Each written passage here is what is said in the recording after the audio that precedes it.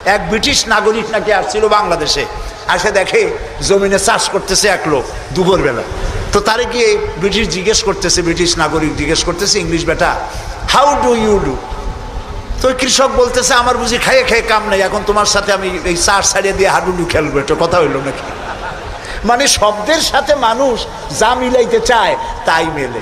আল্লাহ তাআলা বলছেন, আপনারা বসন্তকালে গাছের ডালে শোনেন কোকিল পাখি কুহু কুহু করে ডাকতেছে। আল্লাহ রাব্বুল আলামিন বলেন, ওয়ালাকিন লা তাফকাহুনা তাসবিহাহুম, তোমরা ওদের তাসবিহ বোঝো না, তোমরা শোনো কুহু কুহু, আসলে সে ডাকে আল্লাহু আল্লাহু। বউ কথা ক, আছেন একটা পাখি মমন সাইতে নাই আছে, ছোটবেলা থেকে শুনতেছি বউ কথা কও, বউ কথা কও। ওর বউ এত অভিমান করলো কেন? কথা মোটে কয়ই না।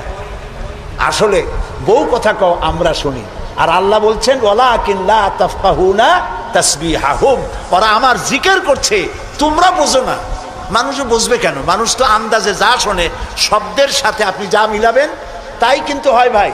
যেমন ট্রেন ছাড়ছে, ট্রেন যখন ছাড়লো তো প্রাথমিক আওয়াজ শোনা যায় যাচ্ছি যাব যাচ্ছি যাব, যখন জোরে চলে তখন শোনা যায় যাচ্ছি যাব যাচ্ছি যাব, এরকম শোনা যায়, ঠিক না? শব্দের সাথে এরকম যা মিলাবেন তাই হবে। আল্লাহ তাআলা বলছেন তোমরা যা শুনতে পাও, পাখিগুলি তার কলকাকলিতে, বাতাস তার শনশন রবে, নদীগুলি তার কুলু কুলু নাদে, পাতাগুলি তার মর্মর শব্দে, যত আওয়াজ শুনতে পাও এগুলি সব নিছক আওয়াজ নয়, সবগুলির ভিতর থেকে আমার জিকির আমার তাসবিহ হতেছে আল্লাহু আল্লাহু আল্লাহু আল্লাহু। হযরতে লোকমান বলেন, আল্লাহ তাআলা শোনাচ্ছেন লোকমানের কথা, وَإِذْ قَالَ لُقْمَانُ لِابْنِهِ وَهُوَ يَعِظُهُ يَا بُنَيَّ لَا تُشْرِكْ بِاللَّهِ। স্মরণ করো সেই সময়ের কথা যখন লোকমান তার ছেলেকে ডেকে বলছেন, ইয়া বুনাইয়া, হে আমার কলিজার টুকরা সন্তান। আপনারা কি শুনতেছেন? আমার সাথে থাকুন, তাহলে বুঝতে সুবিধা হবে। হযরতে লোকমান বলছেন, ইয়া বুনাইয়া, ও আমার কলিজার টুকরা সন্তান। ওলামারা জানেন যে এখানে হওয়া উচিত ছিল ইয়া এবনি, ইয়া এবনি, ও আমার ছেলে, কিন্তু আল্লাহ তাআলা শোনাচ্ছেন লোকমান ডেকে বলেছি ইয়া বুনাইয়া, আমার ছেলে, ওইভাবে না বলে তিনি বললেন কি ইয়া বুনাইয়া। বুনাইয়া মানে কি? বুনাইয়া শব্দ এটা হলো তাসগীর করা হয়েছে। এটা বলা হলো হে আমার কলিজার টুকরা, নয়নের পুতুলি, বাবা ধন, সোনামণি। সুবহানাল্লাহ বলে। দাওয়াতের এটি হলো টেকনিক। আপনি যখন ইসলামের দাওয়াত দিবেন তখন আপনাকে দাওয়াত দিতে হবে মিষ্টি ভাবে। আল্লাহ শিখাই দিয়েছেন, উদউ ইলা সাবিলি রাব্বিকা বিল হিকমাতি ওয়াল মাউইজাতিল হাসানা, উত্তম ভাবে মিষ্টি করে সুন্দর করে বৈজ্ঞানিক পন্থায় সুন্দর সুন্দর কথা দিয়া মানুষকে আমার পথে ডাকো। আল্লাহ তাআলা বলছেন সুবহানাল্লাহ। এই জন্য আপনি মেজাজ খারাপ করলে পারবেন না। যে চোরের কাশি রোগ হয় আর যে পীরের মেজাজ খারাপ, এ দুইজন ব্যবসায় ভালো করতে পারবে না। পীরের যদি মেজাজ খারাপ বেশি হয় মুরিদ একটাও পাবে না, আর যদি চোরের কাশি রোগ হয় চুরি করতে গিয়ে পিটান খাওয়া ছাড়া পথ নেই। তো আপনি দিনের দাওয়াত দিবেন, আপনার মেজাজ ভালো হইতে হবে, দাওয়াত দিবেন মিষ্টি করে। রাসূলুল্লাহর কথাটাই দেখেন, আগেই কোন সুবহানাল্লাহ। আল্লাহ রাব্বুল আলামিন বলেন, ফাবিমা রাহমাতিম মিনাল্লাহি লিনতা লাহুম ওয়ালাউ কুনতা ফাযযান গালিযাল কলবি লানফাদ্দু মিন হাওলিক। হে রাসূল, আপনার প্রতি আল্লাহর করুণা হচ্ছে এই যে আল্লাহ তাআলা আপনার দিলটাকে নরম করে দিয়েছেন। সুবহানাল্লাহ। আপনার কাছে যেই আসে সিমেন্টেড হয়ে যায়, কেউ ছিটকে পড়ে না আপনার ব্যবহারের কারণে। রাসূলের ব্যবহার, সুবহানাল্লাহ বলে, সুবহানাল্লাহ। কি ব্যবহার! মসজিদে নববীতে এক বদবী এসে পেশাব করেছে মসজিদে নববীর মধ্যে। আচ্ছা কোন তো এই মোমেন শাহীতে মসজিদের মধ্যে না, মসজিদের বাইরে দাঁড়াইয়া দেওয়ালের উপরে যদি কেউ পেশাব করে আপনি কি করবেন? জি বুঝতে পারছি আপনারা কি করবেন। চেহারা দেখি বোঝা যায় আপনারা কি করতে পারেন। মসজিদের ভেতরে পেশাব করতেছে রাসূলের সামনে, সাহাবা ইকরামদের চোখ মোটা হয়ে গেছে, ভাবখানা এই রসুল পারমিশন দেন ওরে জম্মের মতো পেশাব করাই দেই। রাসূলুল্লাহ বললেন না না, বাধা দিও না, তাহলে সে অসুস্থ হয়ে যেতে পারে, তার সবটা আনলোড হতে দাও। সবটা শেষ হইল, রাসূলুল্লাহ তাকে কাছে ডাকলেন, ডেকে বললেন তুমি যে কামটা করলা তুমি কি জানো এটা কি? কয় না তা জানি না। তিনি বললেন এটা হলো মসজিদ, আমরা এখানে আল্লাহরে সেজদা দেই, তোমার যখন এই কাজের দরকার হবে তখন বাইরে গিয়ে করবা। তোমাদের উপাসনালয় আছে না? কয় যে আছে। তো সেইখানে যদি এই কাম কেউ করে তাহলে তোমার কেমন লাগবে? এই কাজটা আর কখনো করবা না। লোকটি বলল আমি তো শুনেছিলাম আপনি বাদশাহ, তা আমি এখন বুঝলাম আপনি বাদশাহ না। বাদশাহ হইলে যে কাম আমি করছি এতে তো আমার কল্লা এতক্ষণ গড়াগড়ি যাইতো। আপনি তো বাদশাহ না, আপনি অবশ্যই অবশ্যই আল্লাহর নবী, কোনো সন্দেহ নাই আমার মনের মধ্যে। এই ছিল রসুলের ব্যবহার।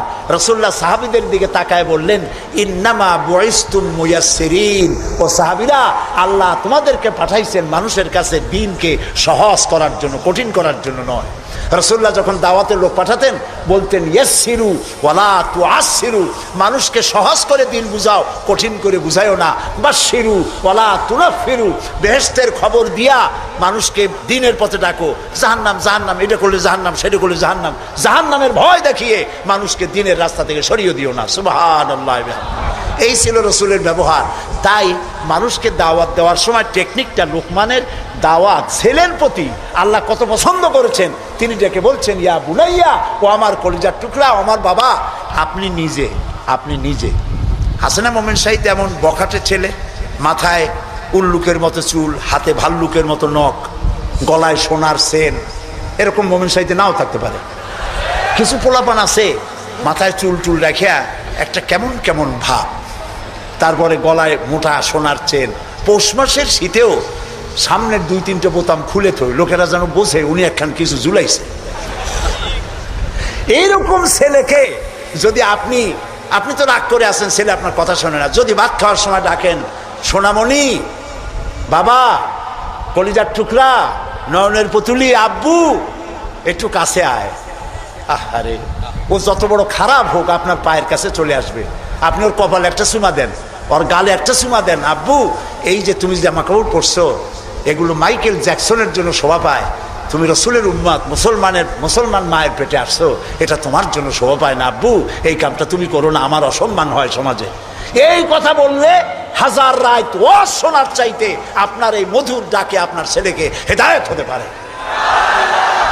হযরতে লোকমান এইটা শিখাইছেন, ইয়া বুনাইয়া, ও আমার কলিজার টুকরা সন্তান। নসিহত শুনে মনে হয় যে ছেলে খুব ছোট, কিন্তু আসলে ছোট না। ছোট ছেলের এত বড় নসিহত করা যায় না। নসিহতের গুরুত্ব বুঝে বোঝা যায় ছেলে ছোট না ছেলে বড়, কিন্তু ডেকেছেন তিনি সোনামণি বলে। যেমন আমাদের দেশে খোকা আছে, গেদা আছে। আমাদের বরিশালে পিরোজপুরে বাচ্চা ছেলেদেরকে আদর করে ডাকে গেদা, আর বেশি আদর করলে কয় গেদু। মোমেন সাহিত্যে কি কয়? খোকা কয় না? খোকা খোকা বা গেদা কিছু বলে তো বাচ্চাদেরকে? গেন্দা, গেন্দা, গেন্দা তো আরো মজা। হযরতে লোকমান ছেলেকে আবেগ ভরা মন দিয়ে ডাকতেছেন, ইয়া বুনাইয়া, ও আমার কলিজার টুকরা সন্তান, শোনো, লা তুশরিক বিল্লাহ, আল্লাহর সাথে কাউকে শরীক স্থাপন করো না। জোরে বলেন সুবহানাল্লাহ। প্রথম দাওয়াত। আমার উচিত ছিল আমার সন্তানকে এই কথা শেখানো যায়, আল্লাহর সাথে শরীক করবা না।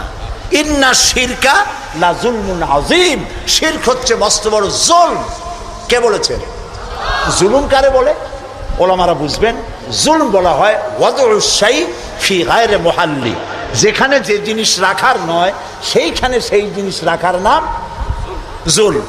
যেমন এই টুপি রাখার জায়গা কোথায়? মাথায়। যদি হাঁটুর উপরে থুই তাহলে টুপির উপরে কি করা হলো? জুলুম করা হলো।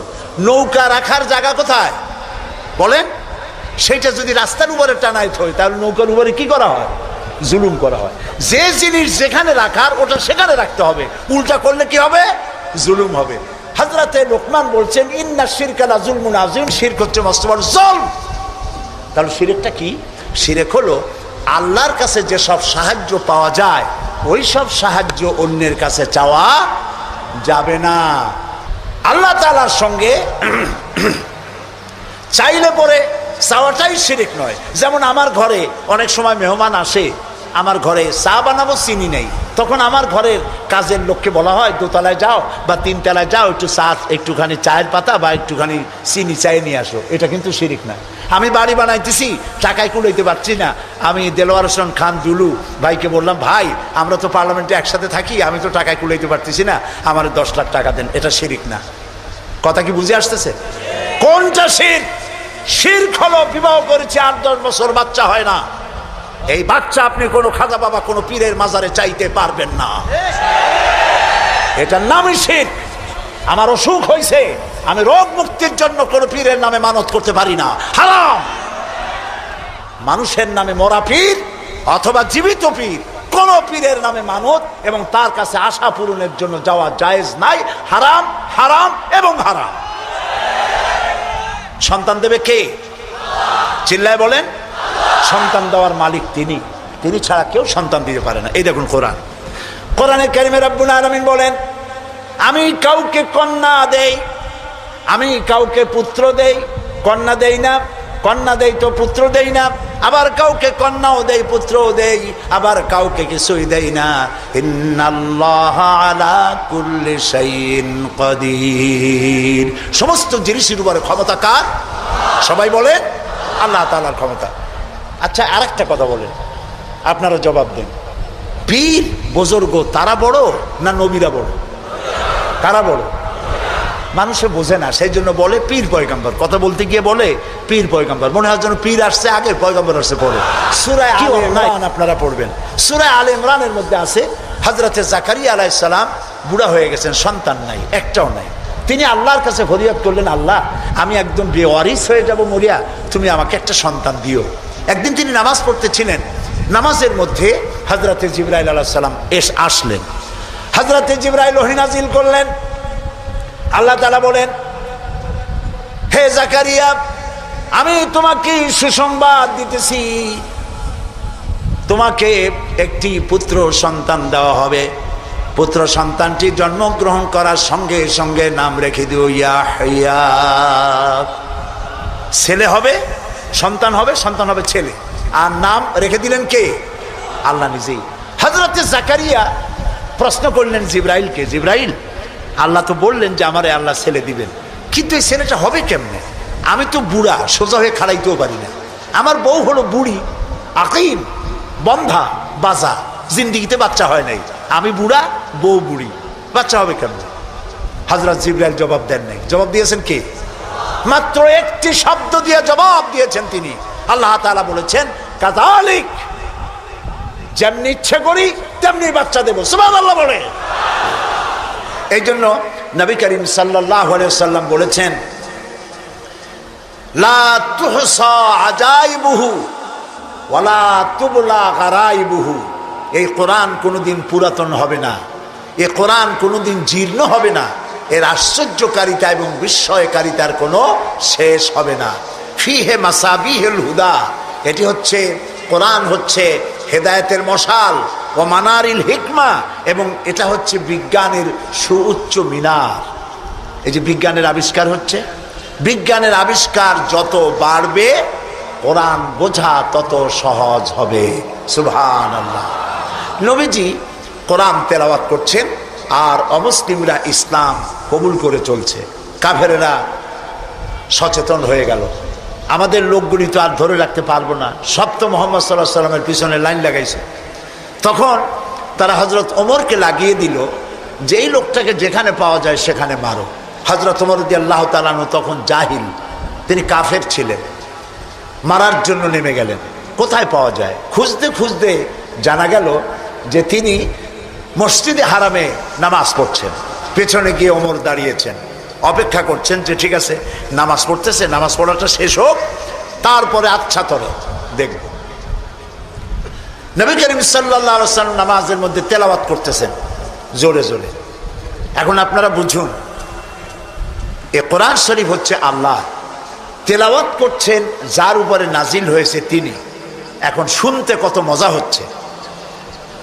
হযরত ওমর তিনি বলছেন যে আমি মনে মনে ভাবলাম যে মুহাম্মদ সাল্লাল্লাহু আলাইহি সাল্লামকে এইসব কথা জেনে শিখায়। উনি তো কোনো স্কুল কলেজে যায় নাই, মাদ্রাসায় যায়নি, কই পান এত সুন্দর সুন্দর কথা?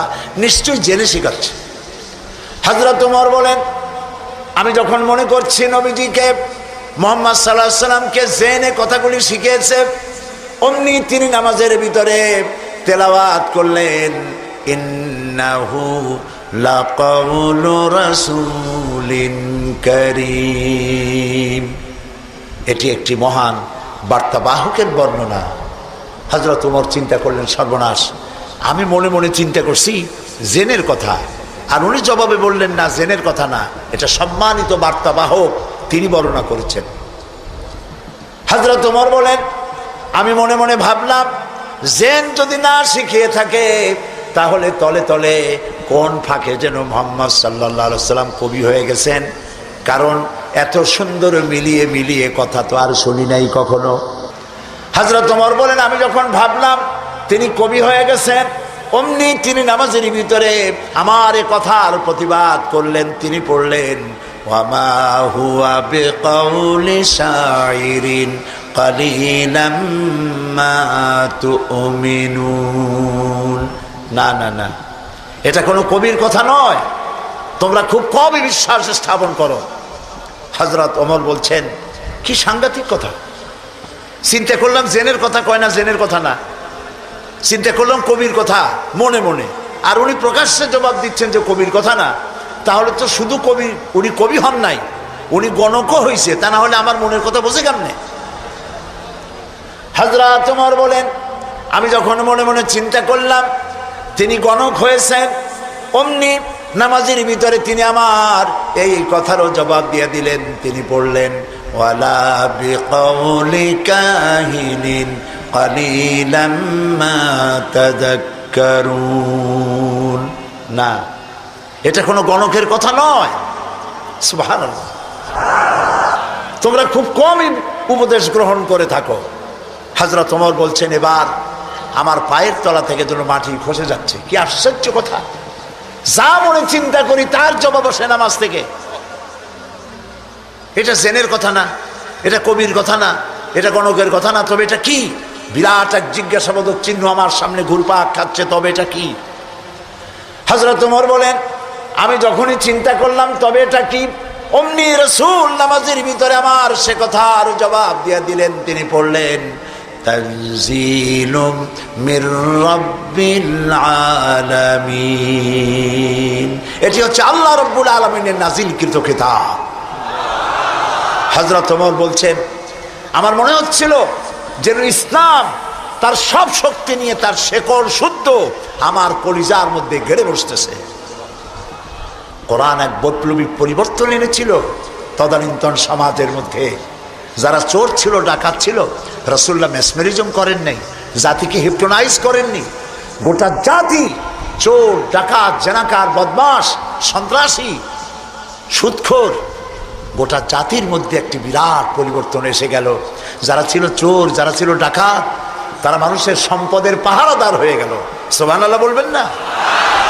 যারা নারীর সতীত্বের জম ছিল, তারা নারীর সতীত্বের সংরক্ষণকারী হয়ে গেল। যারা যারা সুদভিত্তিক অর্থনীতি দিয়ে গোটা সমাজের সম্পদকে কক্ষিগত করেছিল, তারা কোরআনের সংস্পর্শে এসে সারা জীবনের সঞ্চিত সব সম্পদ অবারিত উন্মুক্ত হস্তে গরিব জনসাধারণের জন্য দুহাতে বিলায় দিতে লাগলো।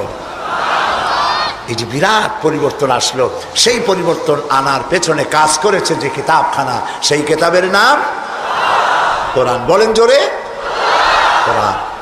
এই কোরআন শরীফকে আল্লাহ তাআলা হেফাজত করার দায়িত্ব নিয়েছেন।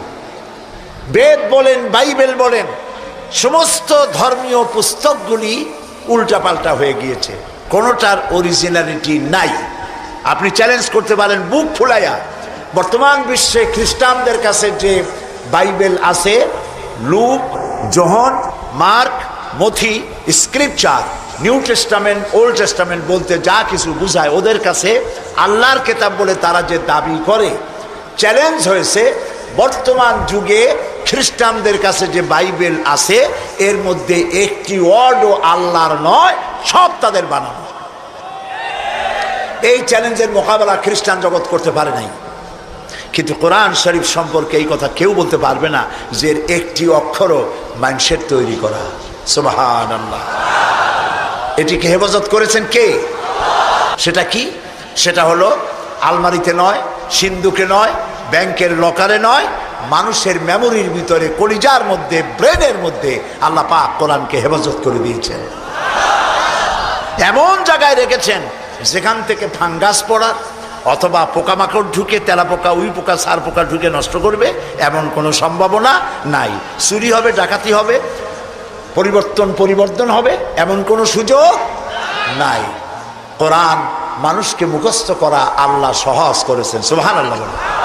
সূরা কামার, সূরা কামারের মধ্যে আল্লাহ রাব্বুল আলামিন 4 বার বলেছেন ওয়ালাকাদ ইয়াসসারনাল কুরআনা লিযিকর ফাহাল মিন মুদ্দাকির। অবশ্যই কোরআন মুখস্থ করার জন্য আর বোঝার জন্য আমি আল্লাহ মানুষের কাছে সহজ করে দিয়েছি। সুবহানাল্লাহ। মানুষ এখন মুখস্থ করতেছে। কোরআন যারা মুখস্থ করছে তাদের সংখ্যা, এক জরিপে জানা গেছে সারা পৃথিবীতে কোরআন যারা মুখস্থ করেছে তাদের সংখ্যা 5 কোটি ছাড়াই গেছে। ময়মনসিংহে হাফেজ নাই, আছে সর্বত্র। সেবার লন্ডনে এক মাদ্রাসায় আমাকে দাওয়াত করা হলো, হেফজখানা। যারা মুখস্থ করেছে কোরআন তাদের মাথায় পাগড়ি পরাবার জন্য। এখন মাদ্রাসা মুখস্থ করা, কোরআন মুখস্থ করার মাদ্রাসা লন্ডনে হয়েছে। আলহামদুলিল্লাহ। কোন ইসলাম ডুবাই দেবো, মিটাই দেবো, যতই চিল্লা, এটা বন্ধ করার ক্ষমতা পৃথিবীর কোনো মানুষের নাই। এটা বন্ধ করার ক্ষমতা বুশের নাই, বুশের বাবেরও নাই। সুবহানাল্লাহ বলে। প্রিয় ভাই সব, সেই ইংল্যান্ড আজ আর নাই যে ইংল্যান্ডে এখন থেকে 150 বছর আগে মাত্র একটা মসজিদ ছিল। সেই ইংল্যান্ডে এখন মসজিদের সংখ্যা 8000 ছাড়াই গেছে। কেমনে বন্ধ করবা ইসলাম? ফেরাউন যত চেষ্টা করছে মুসারে আসতে দেবে না। আল্লাহ মুসা আলাইহিস সালাম নিয়ে ফেরাউনের ঘরেই লালন পালন করছে, ঠিক কিনা? তো সেই মাদ্রাসার ছাত্রদেরকে মাথায় পাগড়ি পড়াতে পড়াতে 10-12 দিন ছেলে, ছোট্ট একটা ছেলে আসছে এতটুকু স্যার। আমি জিজ্ঞেস করলাম এ কি? আমি মনে করছি সে বোধহয় আন্দাজে আসছে পাগড়ি নেওয়ার জন্য। তাই বললাম এ কি? বলে যে এর মাথায় তো পাগড়ি দিবেন কেন? কয় যত হাফেজ। আশ্চর্য, কত বয়স কত? কয় 7-7.5 বছর হবে। সুবহানাল্লাহ। আমার চোখে পানি এসে গেল। আমার কাছে মনে হলো যেন আল্লাহ তাআলা প্রশান্ত মহাসাগরকে একটা ঝিনুকের মধ্যে আল্লাহ তাআলা ঢুকাই দিয়েছে। কোরআনের হেফাজতের মালিক কে? আরো জোরে বলুন। তিনি হেফাজতের দায়িত্ব নিয়েছেন। এখন এই কোরআন থেকে আমি কিছু কথা আলোচনা করতে চাই। স্বল্প সময়ের মধ্যে আলোচনা করব সেই জায়গা দিয়ে, যেই জায়গাটি থেকে আলোচনা করলে পরে আমাদের আকীদা দুরস্ত হয়ে যাবে। আল্লাহ তো সংখ্যা বেশি চান না, আল্লাহ চান কোয়ালিটি। কোয়ান্টিটির প্রয়োজন না, কোয়ালিটির প্রয়োজন। 313 জন মুসলমান দিয়ে যা হয়েছে, আজকে পৃথিবীতে 150 কোটি মুসলমান দিয়ে তা হচ্ছে না, ঠিক কিনা বলেন? সত্য কিনা? এমন সময় তো ছিল যখন মুসলমানেরা একটা খেজুর ছিঁড়ে ছিঁড়ে 8-10 জন দাঁতে লাগাইয়া চাবাইছে। 1 গ্লাস পানি অনেকজন মানুষের ঠোঁট ভিজিয়ে তারপরে লড়াই করেছেন। এরপরে গোটা পৃথিবীর অর্ধেকটা পৃথিবী মুসলমানদের পায়ের উপরে চুমো খেয়েছে। আজ মুসলমানের সংখ্যা বেড়েছে কিন্তু কোয়ালিটি বাড়ে নাই। কোয়ালিটি বাড়াবার জন্য ফাউন্ডেশন হচ্ছে তাওহীদ, তাওহীদে বিশ্বাস, শিরক থেকে বাঁচা আর তাওহীদে বিশ্বাস স্থাপন করা। এই আকীদা যদি মজবুত না হয় তাহলে আমাদের সংখ্যা যতই বাড়ুক, কাফের এবং দুশ্মনদের সামনে আমরা হেয় প্রতিপন্ন, লাঞ্ছিত হতে বাধ্য হব। সেই জন্য আমি আপনাদের সামনে একটি জায়গা থেকে আলোচনা করতে চাই। তার আগে শয়তানের ওয়াসওয়াসা থেকে পানাহ চেয়ে নিতে হবে, কারণ শয়তান চায় না যে আমরা আল্লাহর কথা শুনি। শয়তান কি চায়? সেই জন্য আল্লাহ তাআলা বলেছেন কোরআন তেলাওয়াতের সময় শয়তানের ওয়াসওয়াসা থেকে আমার কাছে পানাহ চেয়ে নিও।